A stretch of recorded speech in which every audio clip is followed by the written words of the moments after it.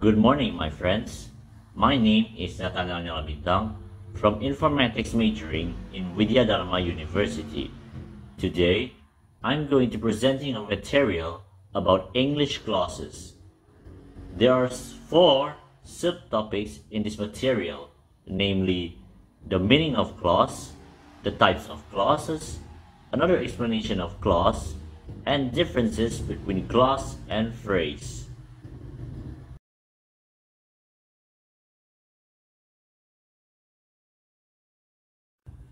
The first topic that we are going to talk about in this material is what is a clause? A clause is a group of words that has a subject or a noun and a predicate or verb. A clause functions as one part of speech. I'm going to make 9 sentences. Each sentence has 2 clauses. Number 1. You show Simon your project when he arrives. This sentence consists of 2 clauses. They are, you show Simon your project when he arrives. Number 2. The boy who has autism is the group leader. This sentence consists of 2 clauses.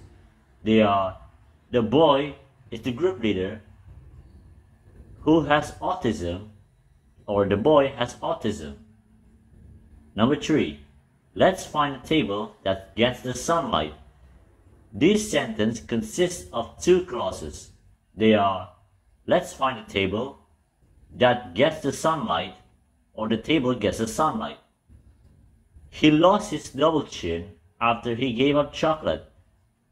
This sentence consists of 2 clauses. They are, he lost his double chin and after he gave up chocolate. Number 5. I finished my work and then I went to the gym. There are 2 clauses in this sentence. They are, I finished my work and I went to the gym. Number 6. She loves to read, but he prefers watching movies. There are 2 clauses in this sentence. They are, she loves to read, and he prefers watching movies. Number 7. Although it was too late, they decided to continue the meeting. There are 2 clauses in this sentence. They are, although it was too late, and they decided to continue the meeting. Number 8. After the storm passed, we went outside to assess the damage. There are 2 clauses in this sentence. They are, after the storm passed, and we went outside to assess the damage. Number 9. He studied hard, so he aced the exam. There are 2 clauses in this sentence. They are, he studied hard and he aced the exam. Now, I'm going to explain about clause. All cars stop when they see a red flag. This sentence has 2 clauses. The first is, all cars stop. The subject of this clause is all cars and the predicate or verb is stop. We can see that the clause all cars stop is the main clause or the independent clause. The second clause of this sentence is when they see a red flag. The subject of this clause is they and the predicate or verb is see. We can see that this clause is a subordinate clause or a dependent clause. This clause is functioning like an adverb. Compare the sentence above to all cars stop immediately. This proves that when they see a red flag functioning as an adverb. Remember, a clause functions as one part speech. A clause has 3 functions, namely a clause which functions as an adjective, a clause which functions as an adverb, and a clause which functions as a noun. A clause which functions as an adjective The example of this sentence is, my friend who has autism is brilliant at quizzes. To prove that this is an adjective, my autistic friend is brilliant at quizzes. We can see that the word autistic is an adjective. A clause which functions as an adverb. For example, he put on weight when he stopped running. To prove that this is an adverb, he put on weight quickly. We can see that the word quickly is an adverb. And number 3, a clause which functions as a noun. The example of this clause is, I cannot remember what happened last night. To prove that this is a noun, I cannot remember a thing or something. We can see that the word a thing or something is a noun.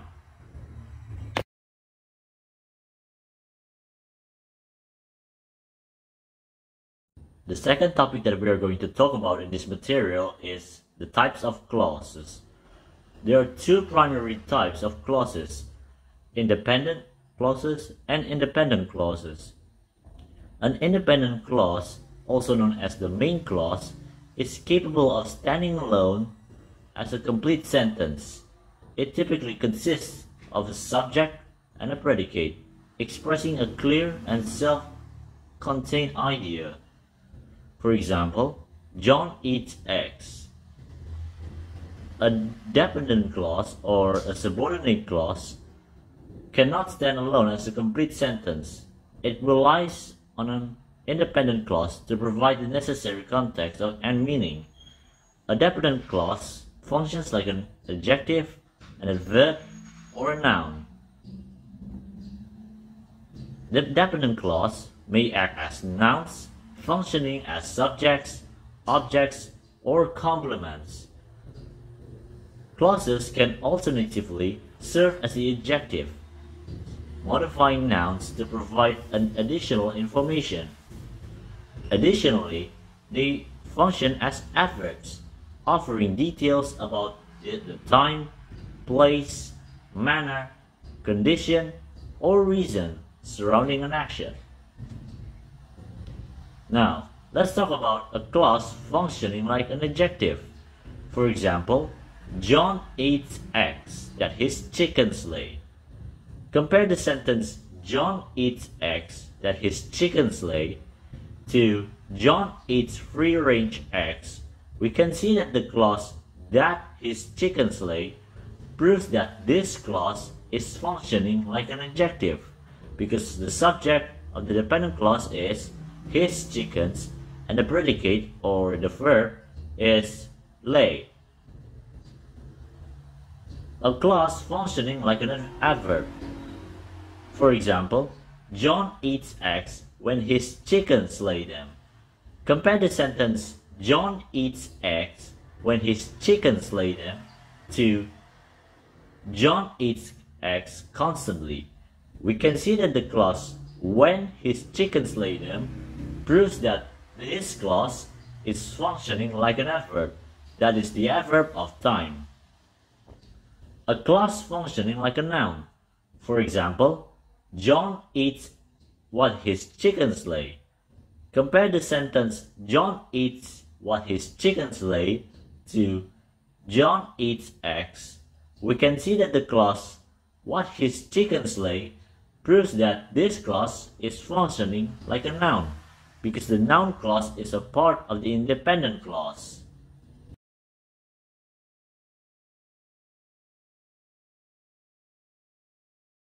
The third topic that we are going to talk about in this material is another explanation of clauses. Remember that there are 2 types of clauses. They are an independent clause and a dependent clause. An independent clause or a main clause can stand alone as a complete sentence, while a dependent clause or a subordinate clause is a supporting part of a sentence. For example, I love reading the book that I bought yesterday.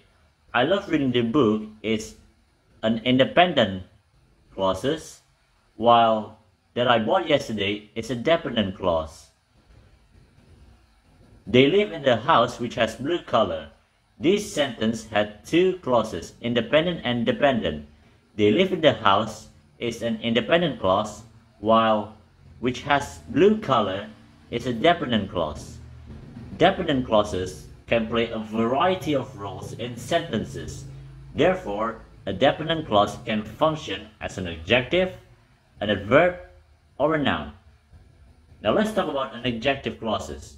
An adjective clause is a multi-word adjective that includes a subject and a verb. For example, my friend who lives in London looks like Homer Simpson. The dependent clause of this sentence, who lives in London, is dependent because this clause functions like an adjective. It could be replaced by an adjective like my London best friend. Notice that the dependent clause is placed within or inside the independent clause. Now we're going to talk about the components of an adjective clause. An adjective clause, also called a relative clause, has the following three traits. Trait 1.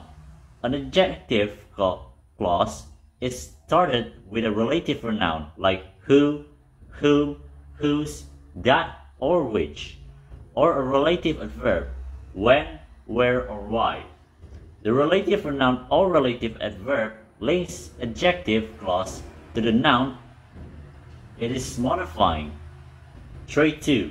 An adjective clause has a subject and a predicate or a verb. The subject and predicate make it a clause. Trait 3. An adjective clause will tell us something about the noun it is modifying. That is why an adjective clause is kind of adjective. For example, the rat that John saw yesterday was in the kitchen earlier. The relative pronoun of this sentence is that. The subject and verb of the sentence is John saw, while the information about the noun in this sentence was that John saw yesterday. Quite often, the relative pronouns is the subject of the adjective clause. For example, the tramp who claimed to have a limp sprinted after the bus. Now the relative pronoun of this sentence is who. The subject and the verb in this sentence is who claimed, while the information about the noun in this sentence is who claimed to have a limp. Now let's talk about adverbial clauses. An adverbial clause is a group of words that plays a role of an adverb. Like all clauses, an adverbial clause contains a subject and a verb. For example, he lost his double chin after he gave up chocolate. The dependent clause of this sentence is after he gave up chocolate. Because this clause functions like an adverb, it could be replaced with an adverb recently. Now, let's talk about properties of an adverbial clause.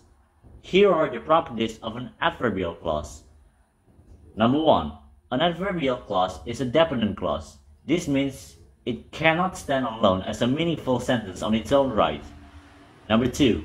An adverbial clause usually starts with a supporting conjunction like although, because, if, until, when, etc. Number 3. An adverbial clause contains a subject or a noun and a predicate or a verb.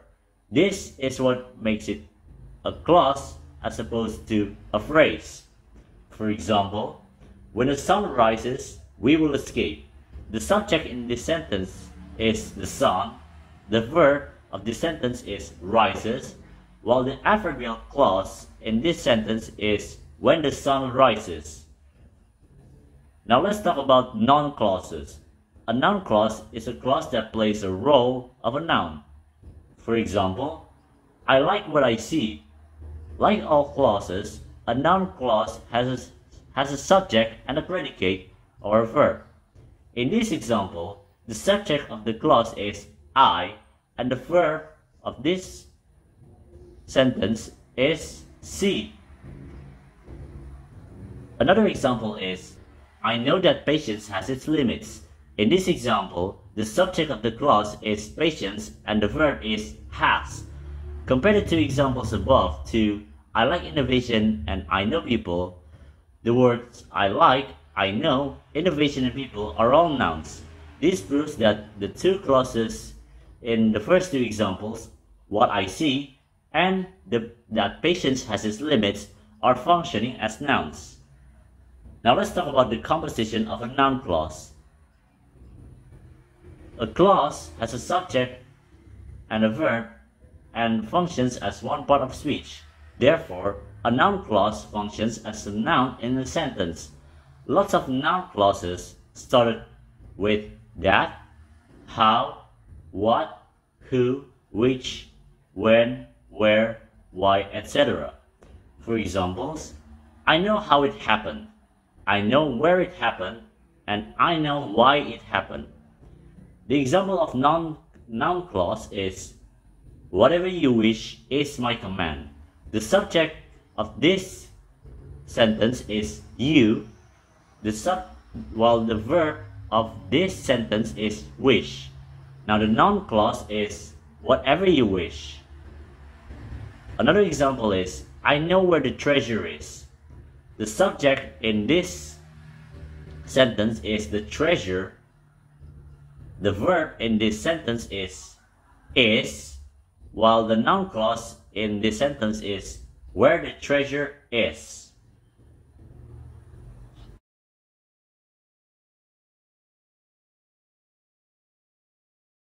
The fourth topic that we are going to talk about in this material is differences between clause and phrase.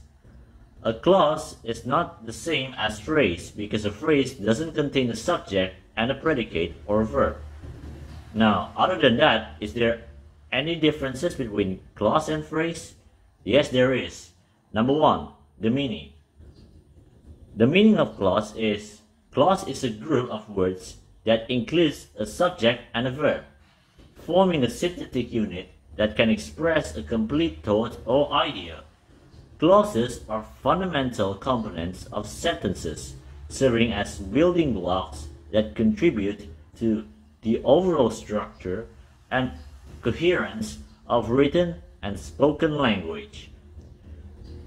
Phrase, on the other hand, refers to a group of related words that function as a single unit within a sentence, yet lack both a subject and a verb, making them different from complete clauses.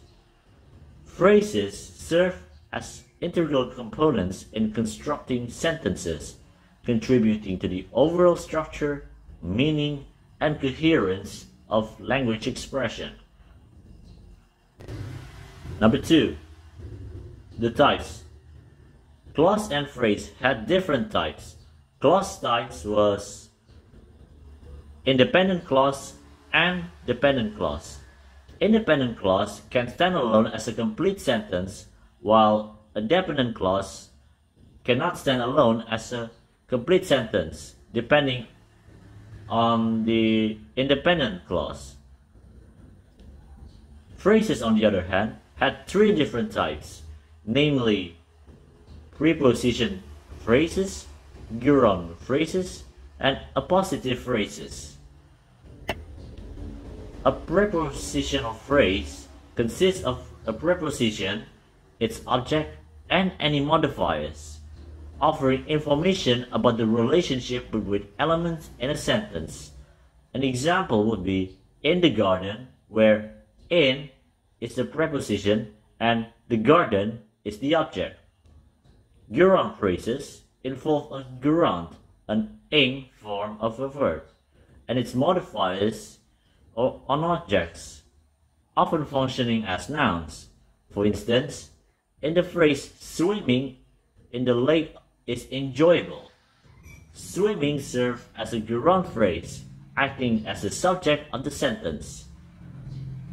Appositive phrases provide additional information about a noun in a sentence.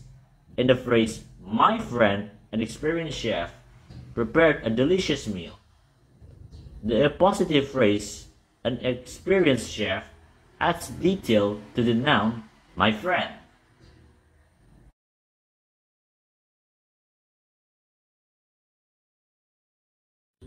Before I ended my presentation here, I just want to add several informations so that there is no misinformation here. So, In this video, I didn't mention about types of independent clauses. Actually, there are 6 types of independent clauses. They are declarative clauses, interrogative clauses, imperative clauses, exclamatory clauses, conditional clauses, and coordination of independent clauses. Now, what is the function of declarative clauses? The function of these clauses is to make a statement or expresses an opinion. For example, the sun sets in the west. Now, what is the function of interrogative clauses? It asks a question. For example, did you finish your homework? Imperative clauses. What is the function of imperative clauses? It gives a command or makes a request. For example, please close the door. Exclamatory clauses. What is the function of exclamatory clauses? It conveys strong emotion or surprise. For example, what a beautiful sunset. Conditional clauses. What is the function of conditional clauses? It expresses a condition and its result. For example, if it rains, we will stay indoors. Coordination of independent clauses. What is the function of coordination of independent clauses? 2 or more independent clauses can be joined using coordinating conjunctions like and, but, or, nor, for, so, and yet. For example, I wanted to go to the concert, but my car broke down. Like I said earlier, there are 3 types of dependent clauses: adverbial clauses, noun clauses, and adjective clauses. I forgot to mention that there are another 3 dependent clauses. They are conditional clauses, purpose clauses, and result clauses. What is the function of conditional clauses in dependent state as opposed to the conditional clauses in the independent state? The function of conditional clauses in the dependent state is to express a condition upon which the occurrence of the main clause depends. For example, if you study hard, you will pass the exam. Now, the purpose clauses. What is the function of the purpose clauses? It indicates the purpose or reason for the action in the main clause. For example, she went to the store so that she could buy some groceries. Now, the last type of dependent clause is result clauses. What is the function of result clauses? It describes the result or consequence of the action in the main clause. For example, he ran so fast that he won the race. Now, I forgot to mention about the relative clauses. Now, there are actually 2 types of relative clauses. They are defining relative clauses and non-defining relative clauses. The function of relative clauses is these clauses define or identify the noun they modify. They provide essential information without which the meaning of the sentence might be unclear. Now, the punctuation. Generally, no commas are used. However, in restrictive clauses that provide non-essential information within a sentence already containing commas, no additional punctuation is needed. For example, the book that is on the shelf is mine. Here, in the sentence, the relative clause that is on the shelf defines or identifies which book is being referred to. What is the function of non-defining relative clauses? These clauses add extra information to a sentence but do not define the noun. The information is an additional and can be removed without altering the core meaning of the sentence. Now, the punctuation of non-defining relative clauses. Non-defining relative clauses are set off by commas. For example, my friend, who is a doctor, just returned from a medical mission. In this case, the relative clause "who is a doctor" adds information about the friend, but the sentence still makes sense without it.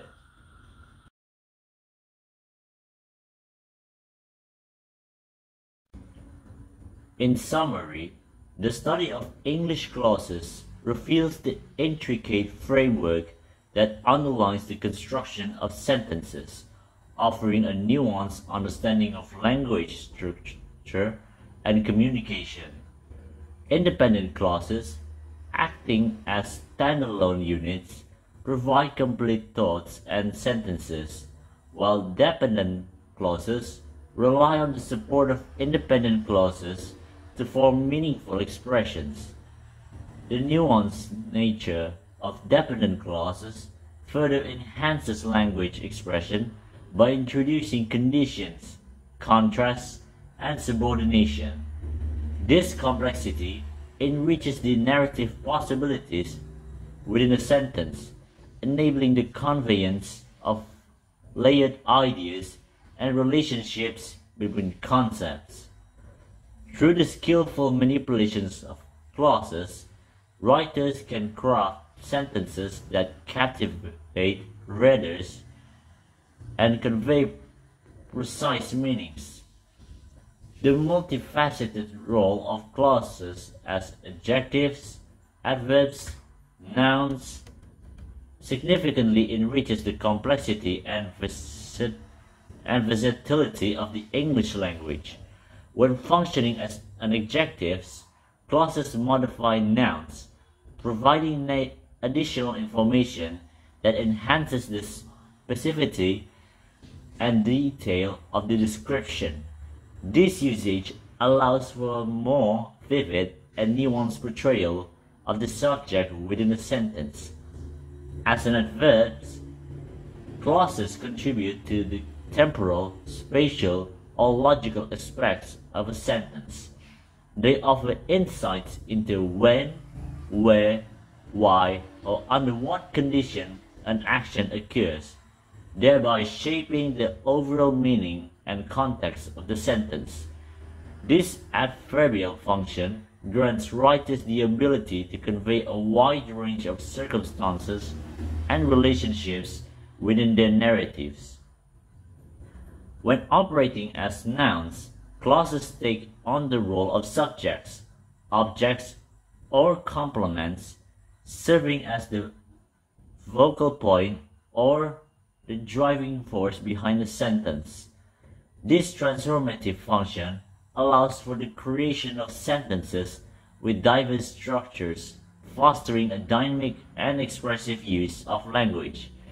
The versatility of clauses becomes evident in the ability to be combined, allowing for a vast array of sentence structures that accommodate diverse communicative needs. Moreover, the comprehension of clauses is paramount for effective communication. Writers and speakers who grasp the intricacies of clauses can wield language with greater precision, ensuring that their intended messages are conveyed accurately. Whether crafting compelling narratives, constructing persuasive arguments, or simply engaging in everyday conversation, a solid understanding of clauses empowers individuals to express themselves with clarity and depth. The study of English clauses transcends mere grammatical rules. It is a journey into the artistry of language. Through clauses, writers and speakers navigate the vast landscape of expression, constructing sentences that serve as vehicles for ideas, emotions, and information.